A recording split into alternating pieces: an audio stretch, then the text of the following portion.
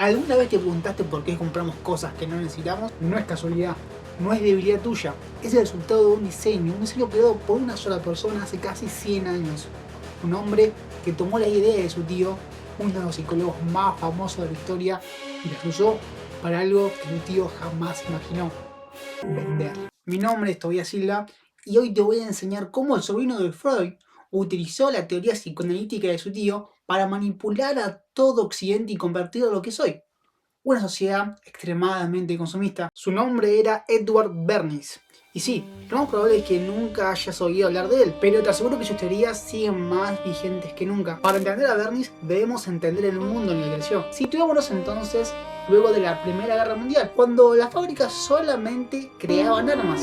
Y claro, termina la guerra y esas mismas fábricas que solamente fabricaban armas tenían que producir otra cosa para seguir vigentes, para seguir produciendo, para seguir vendiendo. A su vez, los trabajadores que estaban en estas fábricas empezaban a tener más tiempo libre y dinero para gastar. Sin embargo, el problema era el siguiente, y es que la gente en esa época, de venir de una era de crisis, solo gastaba la plata por necesidad.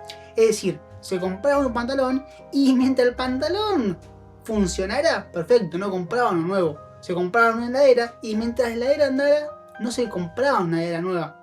El concepto de querer algo y comprarlo por comprar era algo que no existía. Y bajo este contexto fue que entró Bernays. Él realmente hizo muchas cosas en su vida, pero en este video le voy a contar 3 campañas que literalmente cambiaron la historia de Occidente. A finales de la década de 1920, las mujeres no fumaban en público, porque era considerado escandaloso. Por lo que las tabacaleras tenían un problema, y era que la mitad de la población no era su cliente. Entonces, las tabacaleras lo llamaron a Bernays y le dijeron: che Bernie, vos que sos un capo, ¿cómo podemos hacer para que las mujeres fumen? Es ahí cuando Bernays se ilumina y piensa en las teorías psicoanalíticas de su tío, por lo que decide llamar a un psicólogo. Después de que le paguen una importante suma de dinero, le dice: che, mirá, lo que sucede es que el hombre asocia al tabaco como un símbolo de masculinidad. Y si están preguntando por qué no llamó a su tío, bueno, realmente era porque estaba en Viena, y segundo, porque por más que Freud era un genio, era un quebrado, no tenía un peso. Es más, en el futuro Bernays le termina dando plata a Freud para que se vaya a un retiro, creo que en los Alpes suizos, porque realmente estaba muy mal económicamente y de salud. Entonces, volviendo al caso, ¿cómo logró Bernays que las mujeres fumaran? Atentos, porque es un acto de ingeniería social increíble. En resumidas cuentas, contrató a un grupo de mujeres para que fumaran en público durante el desfile de Pascua en Nueva York del año 1929. Recuerden que fumar en público en esa época estaba muy mal visto. Entonces llamó a sus amigos, que eran periodistas, y les dijo: che, miren, estén atentos, que este grupo de mujeres va a hacer una protesta, un acto feminista. ¿Qué hicieron los diarios? En el momento que empezaron a fumar en público, ¡pum!, sacaron fotos, portadas de primera plana. Y claro, esto no se vendió como publicidad, como che, me pagaron las tabacaleras para poner este anuncio en el diario. No, se vendió como una protesta feminista. Y porque no le quiero hacer un otro cuento, porque estoy preparando un video exclusivo sobre este caso, pero en resumidas cuentas, vamos, que literalmente este hecho hizo que las mujeres fumaran. Todos conocemos el mítico desayuno americano, pero la realidad es que es otra invención de Edward. A ver, hasta 1920 los gringos desayunaban café y tostadas, como todo Latinoamérica. A lo mucho alguno se tomaba unos cereales o un jugo. Todo cambió cuando la industria porcina, que en ese momento estaba teniendo sobreproducción, es decir, tenían mucho producto, no lo estaban pudiendo vender, lo contrató a Bernays. Y lo que les voy a decir en verdad es una locura, pero Bernays lo que pidió fue un favor a un amigo médico. Básicamente le dijo: che, haceme la gauchada, ¿no le podés escribir a tus colegas que estoy haciendo un estudio de investigación? A ver si cuando vos desayunás es mejor comer algo más contundente, algo más pesado para tener más energía, o es preferible comer algo liviano. Como resultado, la gran mayoría de médicos le dieron el visto bueno, diciendo: che, sí, la verdad que tenés razón, es preferible desayunar algo contundente, algo pesado, así después tenés más energía. Por lo que sí, el mítico desayuno americano, tal como lo conocemos hoy en día, de tostadas, café, huevos revueltos y bacon, fue otra invención de Bernays. Dato curioso, esto de usar a médicos para promocionar un producto después fue muy utilizado por las tabacaleras para darle autoridad justamente a los cigarrillos. Otro dato curioso es que la misma empresa que lo trató a Bernice en la década de 1920, hoy en día cambió de nicho y vende comida en frascos para niños. Año 1924. El presidente John Calvin tenía un problema de imagen. Era percibido como frío, aburrido y sin carisma. Y realmente viendo su foto, la cosa es que se acercaban las elecciones y el Partido Republicano decide contratar a Bernice a ver si podían lograr la reelección. ¿Qué hizo entonces Bernice?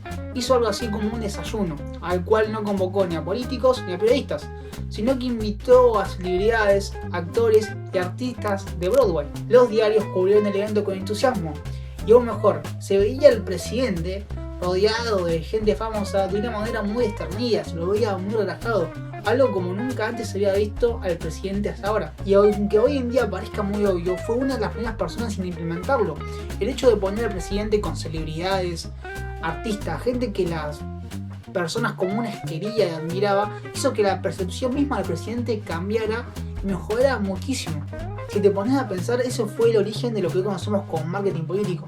Después de todo, no hay mucha diferencia entre lo que hizo Bernice hace 100 años a lo que hoy hacen marcas con su gestión de imagen o relaciones públicas. Ahora sí viene lo chido. La pregunta importante es, ¿todo esto cambió o terminó cuando Bernice se murió?